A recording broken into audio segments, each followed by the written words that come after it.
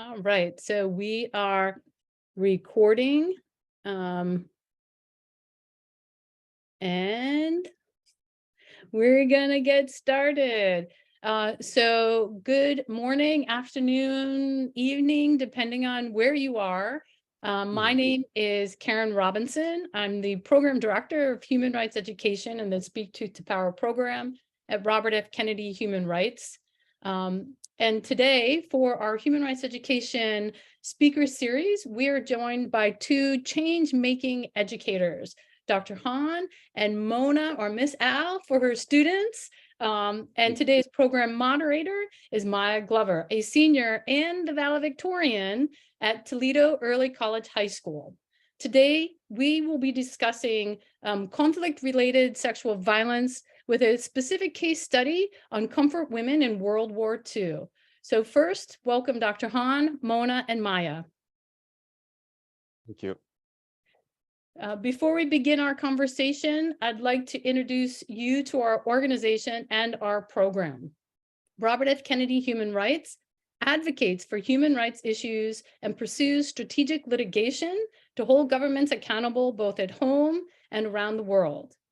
The Speak Truth to Power program is our human rights education program that combines storytelling and interactive learning to provide the next generation with the concrete knowledge they will need to create change and advance human rights. It's my great honor to introduce to you one of those leaders for the future, Mya, leading now in that next generation. And today she will be leading our conversation. So over to you, Mya, and much thanks to everyone. Thank you, Karen. Thank you, Dr. Han and Mona. And thank you to all of you watching today. If you have questions for us, please post them in the comment section below and we'll answer them as time permits. Now let's start our discussion.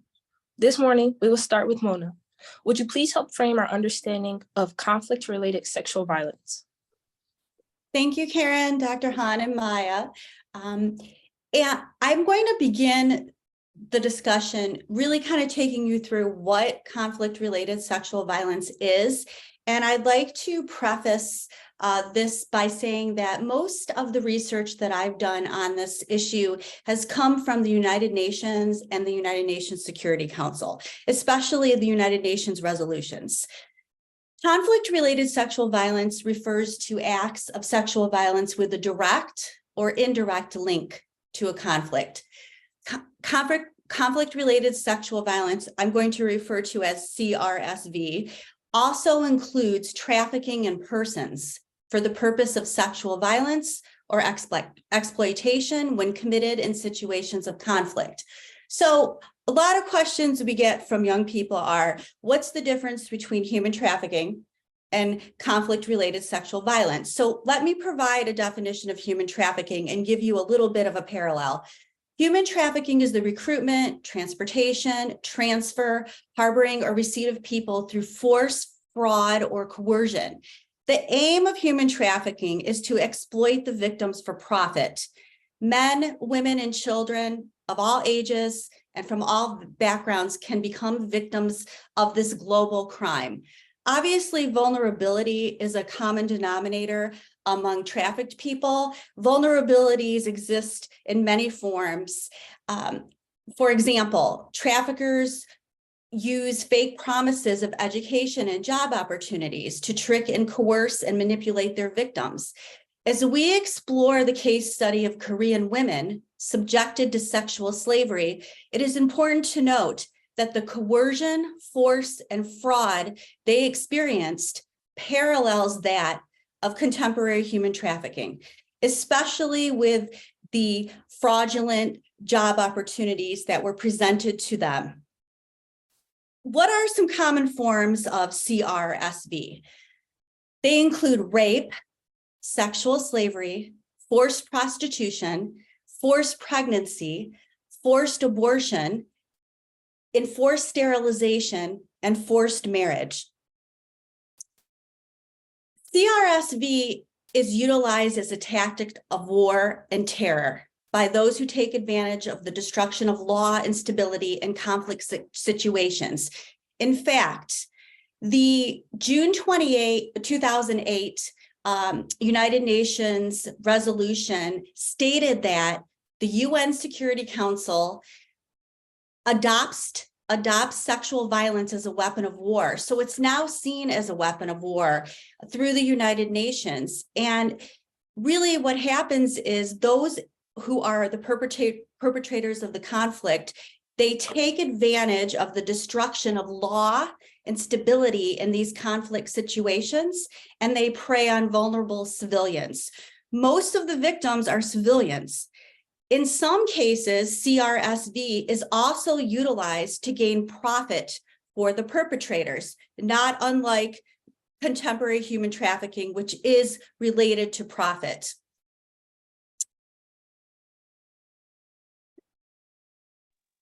So I know you touched on it a little bit, but who are the perpetrators and victims?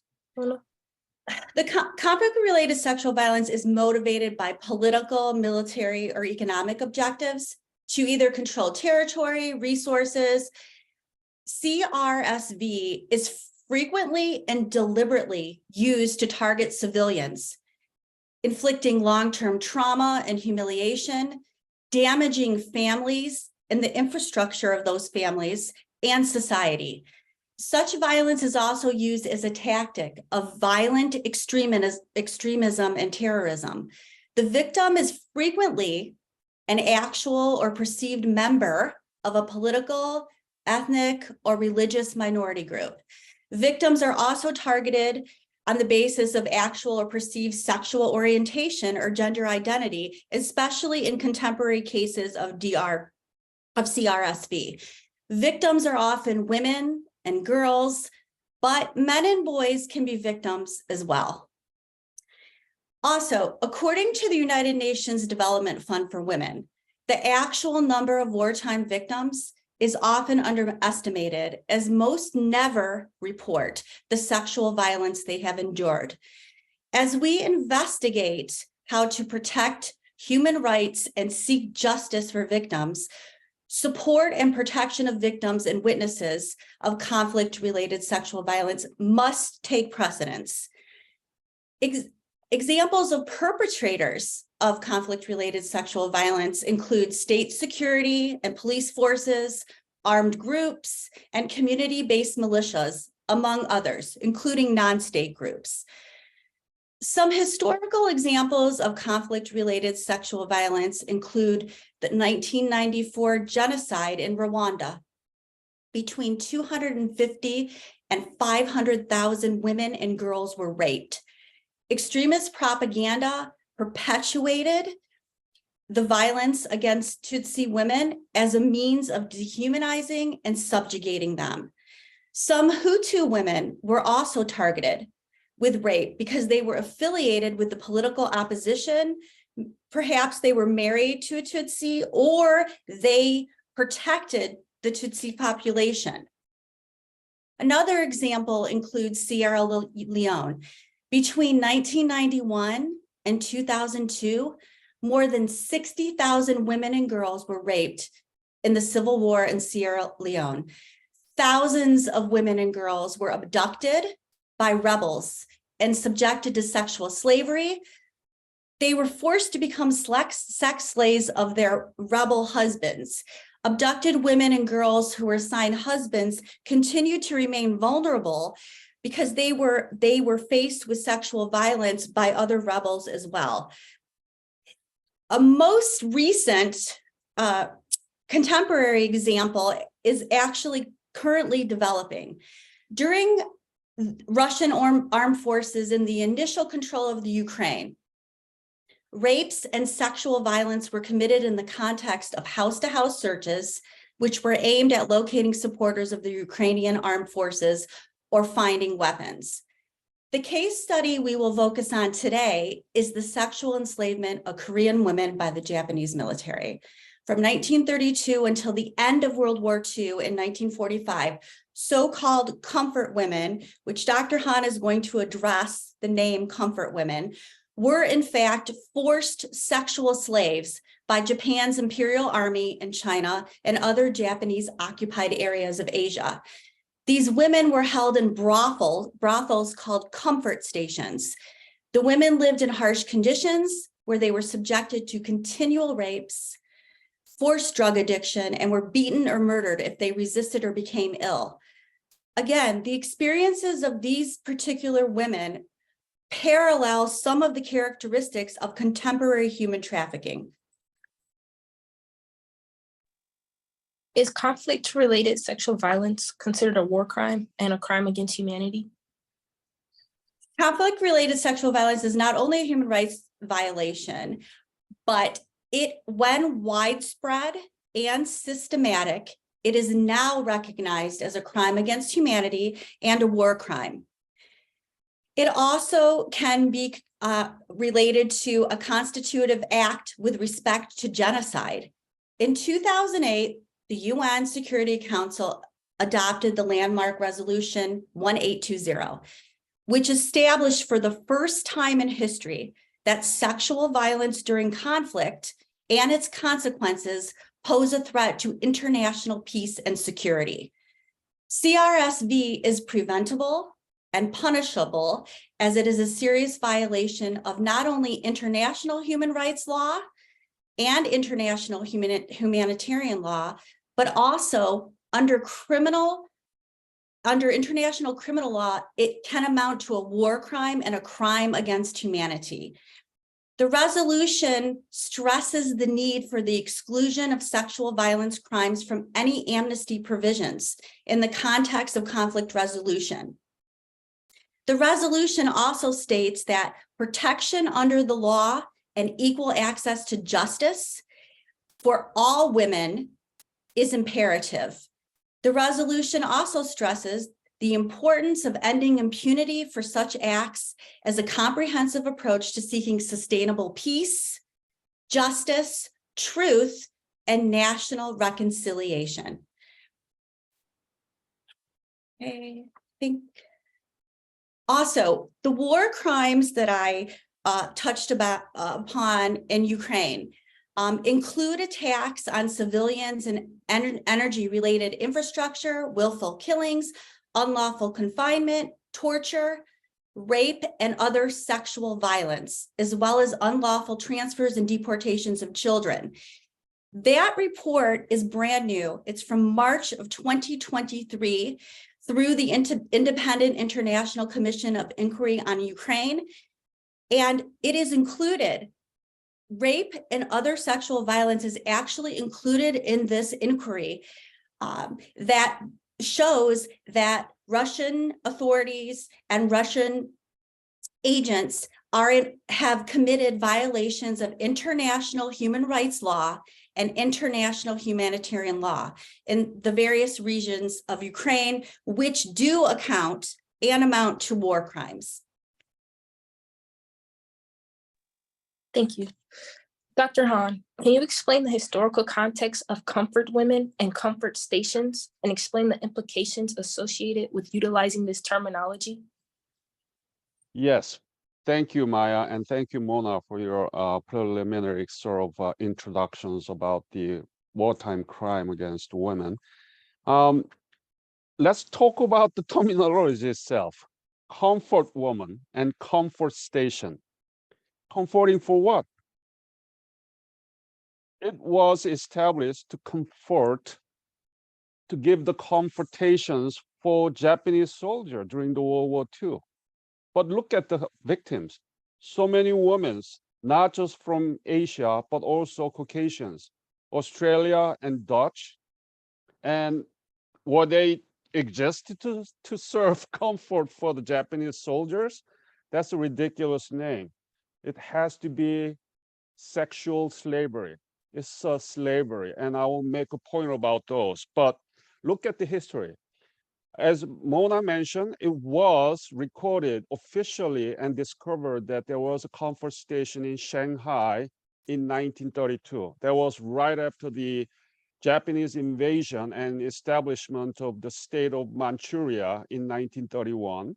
And then there was another disasters in Japanese invasion of China, which was Nanjing massacre.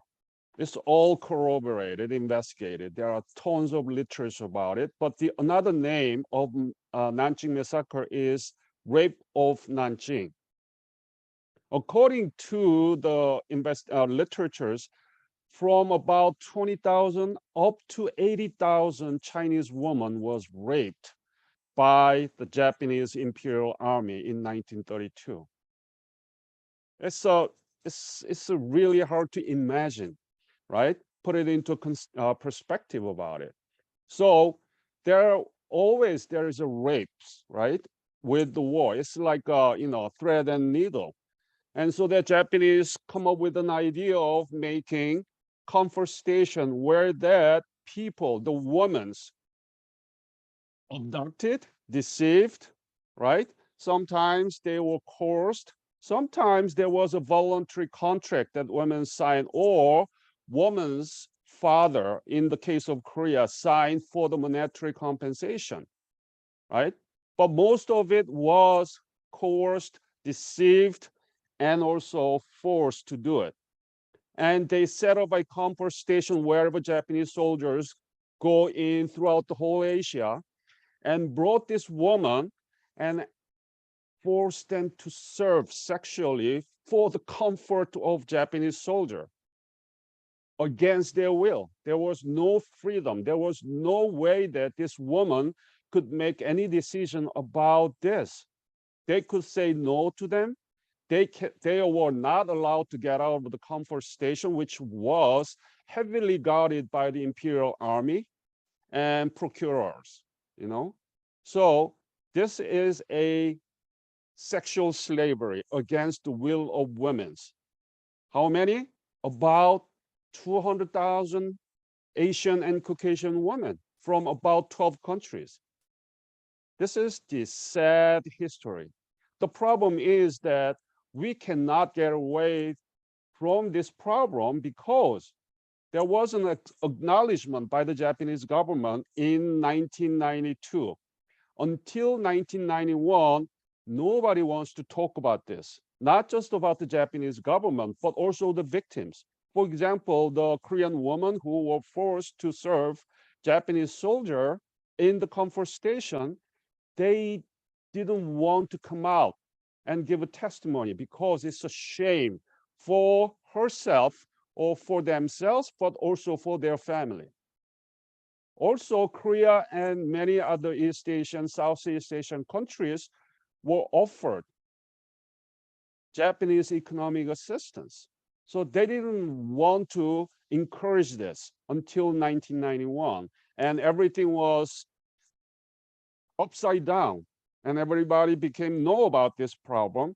But again, in 2007, the Prime Minister of Japan, who was assassinated in 2020, Abe Shinzo, became the Prime Minister, and he began to clear all these things that previous Japanese government actually acknowledged it and officially offered an apology.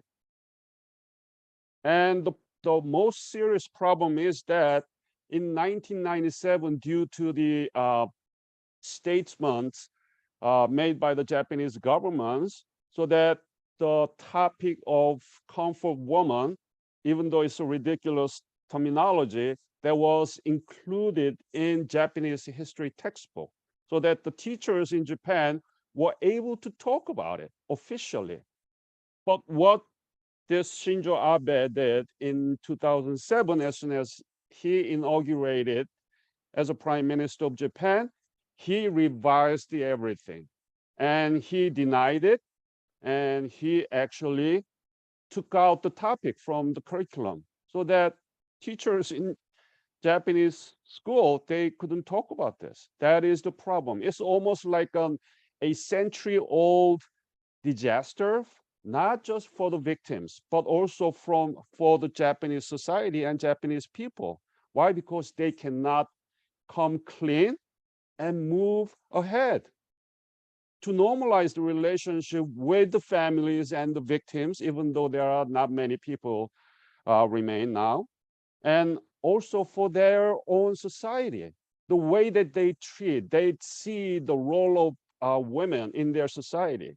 the place of woman in Japanese society, even though it's been modernized, and now it's radically different from, comparing the society in late 19th centuries and early 20th century, much better, but still there. So it's a historical problem. We need to get away from it. We need to move beyond it. Just like yesterday was a historic day for the commemoration, the 80th anniversary of the commemoration of Warsaw Ghetto uprising in Poland. And the president of Germany came and made it clear already, addressed over and over again, done by other prime minister of Germany before, that was the atrocity was done by the Nazi regime, and we apologize. We will continue to talk about it, and we will continue to educate about it. That is the attitude. That's what Japanese government has to do. We want to have a good relations with our neighbor. I mean, I am the Korean American, but American citizen. And that's a disaster between these two countries, and also China and many other countries. Japan cannot get over with it because of the problem that they have.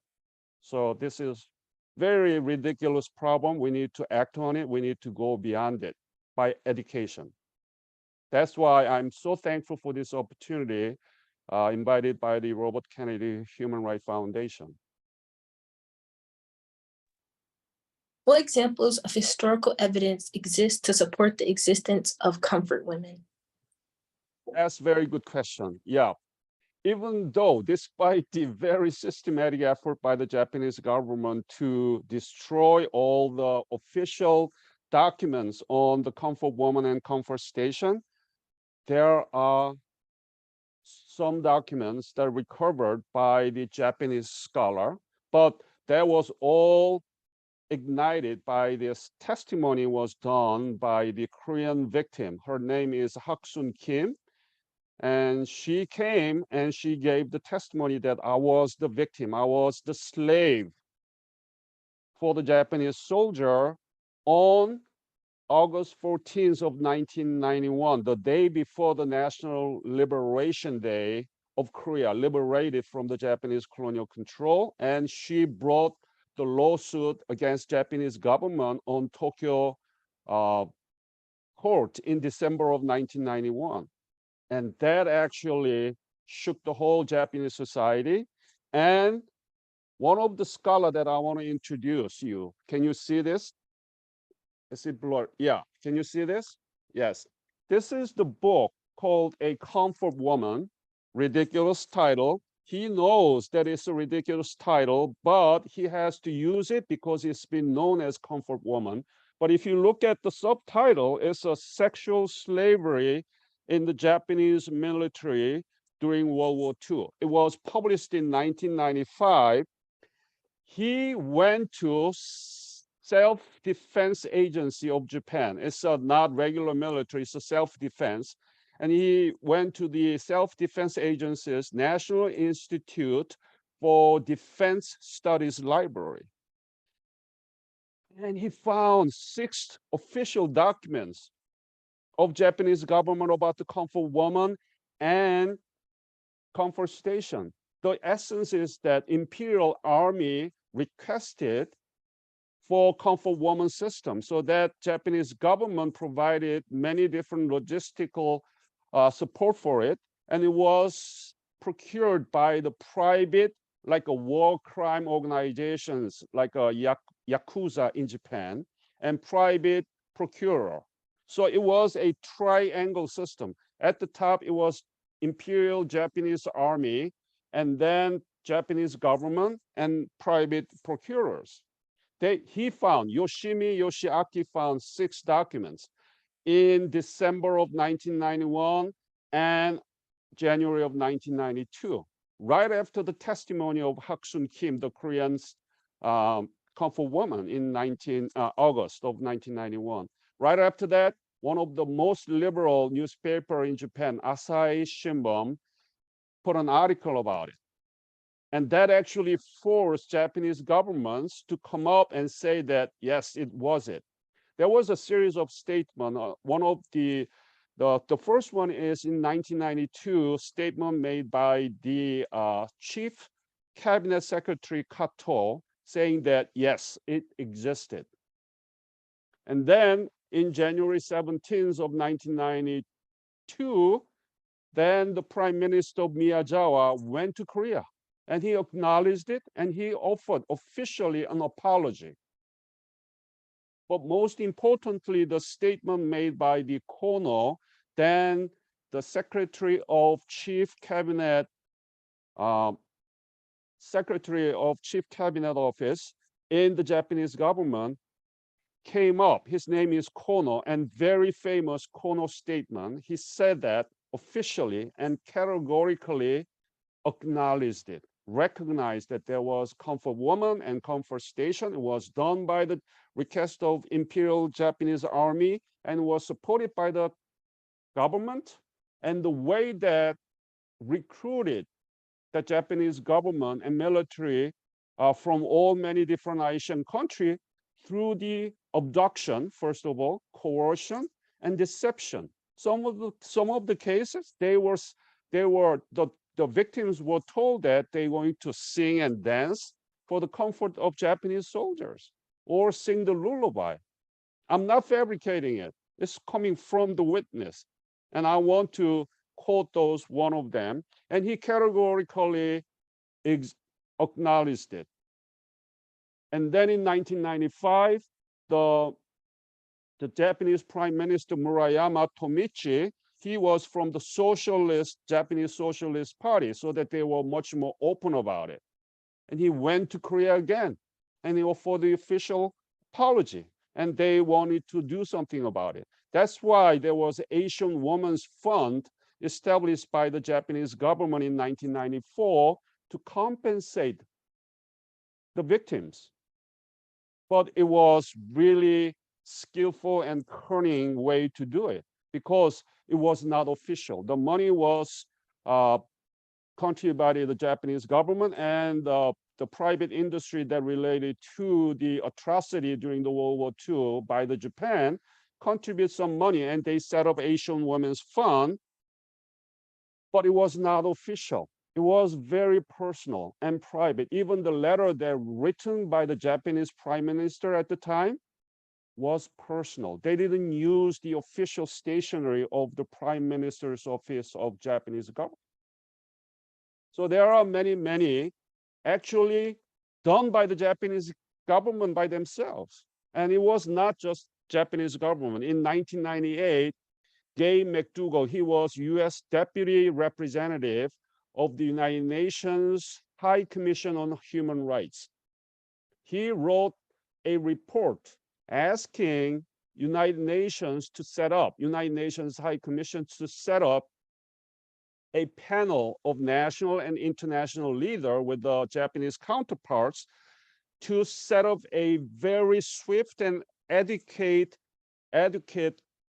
monetary compensation schemes for the victims. He wrote it in 1998, right? And also he criticized that Asian Women's Fund is not the way to do this because that was so personally oriented, right? And after that, there are US House of Representatives actually passed a resolution 1-1 asking Japanese government to offer a genuine apology for the victims. But most importantly, this resolution 1-1 asked Japanese government to put the topics on comfort woman and comfort station in their history textbook, but was denied by the Abe Shinzo, you know. So there are many evidence, but most importantly, there are testimony by so many different women from Asia and also from Dutch women. And I want to read this. It's not long, okay? So let me do it.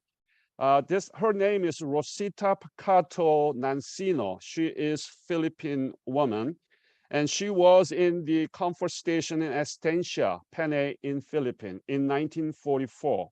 You may you may think that it's hard to swallow it, but please bear with me. This is her testimony, Nancino.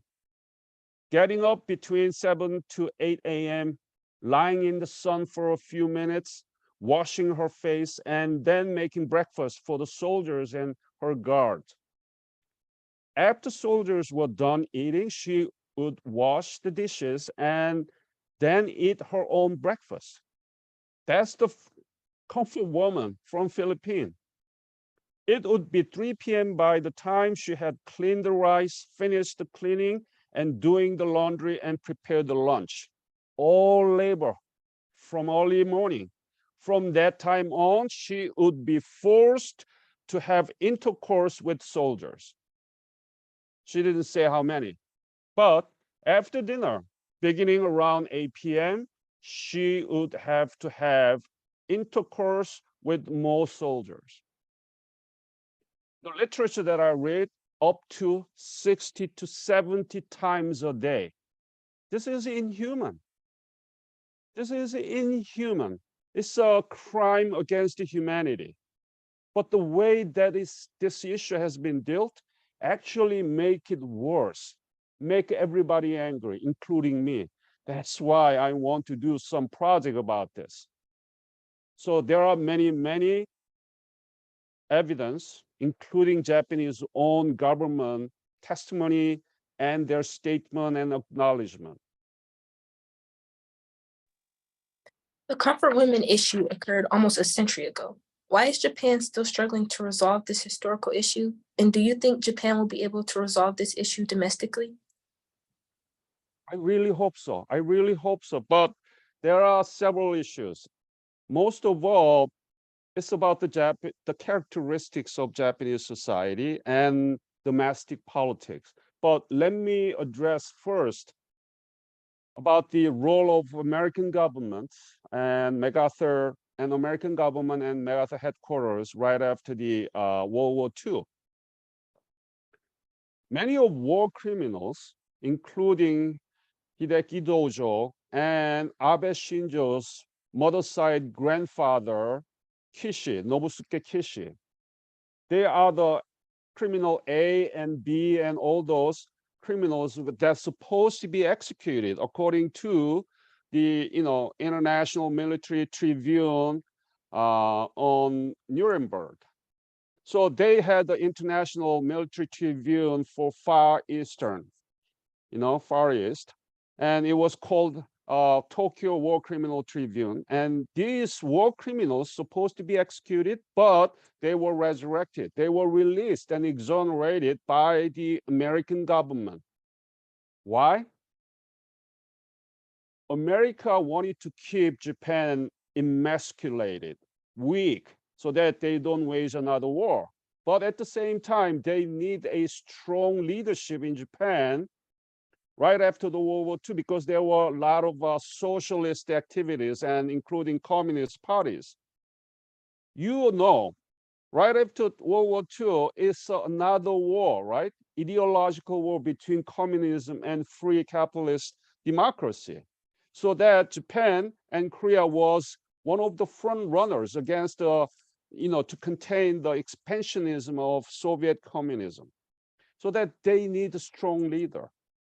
So they exonerated. Abe Shinzo's great-grandfather, Kishi, was the prime minister again, right? And they are the one who actually established the comfort woman and comfort station all over Asia, including Kishi himself. He is notorious in Manchuria. So that it's kind of obvious for the Japanese that they need to deny it. So America has a grave responsibility about this. Even Unit 731 is a Japanese Unit 731, and they experimented human body, how a human being can endure high temperature, chemical stuff, without water and things like that. They were not executed. They were not executed. They were actually invited by the Japanese government, the American government, and so that they came and they share all this data. And then later, American government gave new identity so that they could live on. This is what happened. So that's the responsibility that American government bear about this so-called comfort woman and comfort station. But it's all about Japanese society. You know, this right-wing conservative is the major constituency in Japan, and they don't want to acknowledge this. As soon as they acknowledge it, there are responsibility in terms of international law, conventions. You know, Mona mentioned, and I can enumerate about this. Some of them were ratified by the Japanese government in early 20th century. So that's a national shame. They don't want to do those things. So they want to deny, and these leaders, right-wing conservative leaders coming from, originally from the war criminals of the World War II, they address it, they like it. You know, they don't want to acknowledge it, they don't want to take a responsibility, so that it becomes century-old problem. And then they become indoctrinate younger generations that it never happened, even though they once acknowledged it and offered public and official apology to the people and victims. So this is something that we need to address. And there are many scholars and movements and organizations inside of the Japan, but still they are the minority. I'm not sure whether Japanese society can overcome this, but that's why we need to do it. We need to do education, and then so that people aware of this problem and more pressure internationally, I think Japanese can move ahead. But there are people like Yoshimi Yoshiaki. So we need to do these things, and that is the problem. Look at Germany. They acknowledged it, right? They acknowledged it, they offered an apology, and then they made a compensation for the victims. And they keep doing this, as I mentioned, in Poland. 80th anniversary of Warsaw Ghetto Uprising. That is the example. Japanese case is so, I think I need to stop here. How can individuals, international governments, and/or non-governmental organizations develop a universal plan of action to reduce the prevalence of conflict-related sexual violence and seek justice for the victims and survivors? Right. And is that question? Dr. Han, I will respond first because I want to Please. add on to what you said about, first and foremost, the way to seek justice for victims and survivors is to first start with education, as you said, and that is why the U.S. Korea Global Strategy Foundation, we created a C3 inquiry lesson about comfort women. And we created it through the lens of trauma-informed teaching, as well as social emotional learning. We have guides that Karen will share with all of you who are interested, but all of the information that Dr. Han talked to you about, the timeline of attempts at reconciliation are included in the inquiry, primary source survivor stories, primary source art that survivors created is all included. So you can actually really feel the trauma and long-term effects of what these Korean women and other comfort women went through. And I think it's very important to look at a focus on a victim survivor-centered approach, backed with financial and human resources, possible reparations for victims and survivors. The C3 inquiry is really framed around how can historical harm be reconciled? Is there truth and reconciliation? Will the victims and survivors find it? Also, when you think about what specific roles are available to prevent and respond to conflict-related sexual violence, the United Nations laid out 12 specific roles. to prevent and respond to conflict-related sexual violence. I will not talk about all of them. I will just talk about a few of them, and then I will hand it off to Dr. Han. Under human rights components, we must lead investigation, monitoring, and reporting of conflict-related sexual violence. We must be advocates and build capacity of national stakeholders on the accountability and the punishment of the perpetrators of conflict-related sexual violence. And we must support the protection of victims and witnesses of sexual violence. For justice and corrections components, we need to think about how to promote, support, facilitate criminal accountability for these crimes, including through technical and operational assistance, coordination of governmental and non-governmental agencies, and supporting the enactment of laws and policies to prevent and address conflict-related sexual violence. Also, gender units.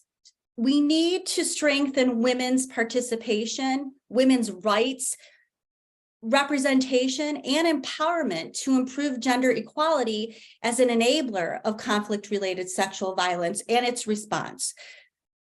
Dr. Han, I'll hand it off to you. Yeah, thank you, Mona. And continue on the question of Maya. You know, there is no panacea on this. It's about human nature. And we cannot guarantee that there will be no war. And it's not just about Japanese, it's all us. There was brothels wherever there is a war, from Australia, British, Americans too. But it was voluntary. It was a brothel run by the women themselves to make money in most of the case, ideally, right? So it's nothing new. But Japanese case is done by this triangle of Imperial Army, requested Japanese government and headquarters, General Governor's office in many colonies. They provided women's transportation and everything, right? So this is radically different. How are we going to, and can we expect the Japanese society to overcome this, move beyond?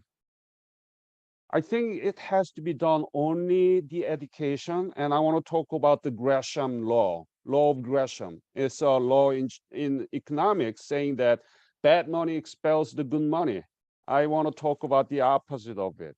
By education, we need to make a good people, good students, good citizens, good men, and good policy leaders so that we can make this change.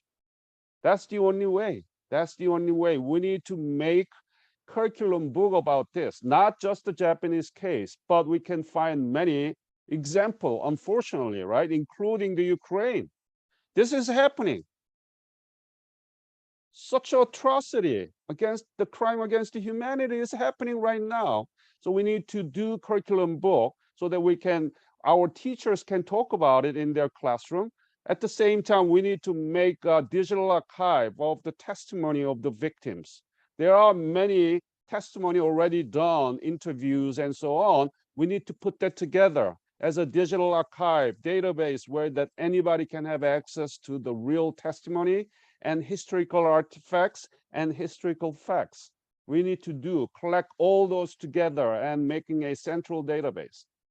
And also, before it gets too late, we need to make a documentary film. It's very late because in Korea, there are only 14 victims survived.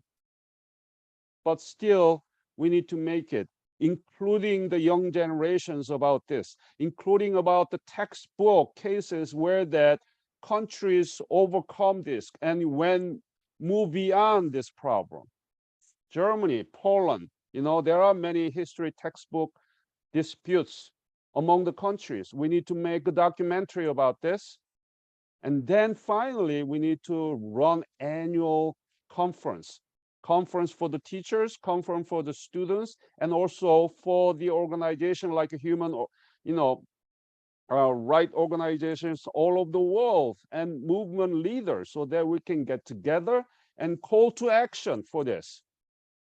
Only education can solve this problem, and it can be a good pressure, international pressure, global pressure against those countries that has committed such a crime against the woman and crime against the humanity. We need to stop this.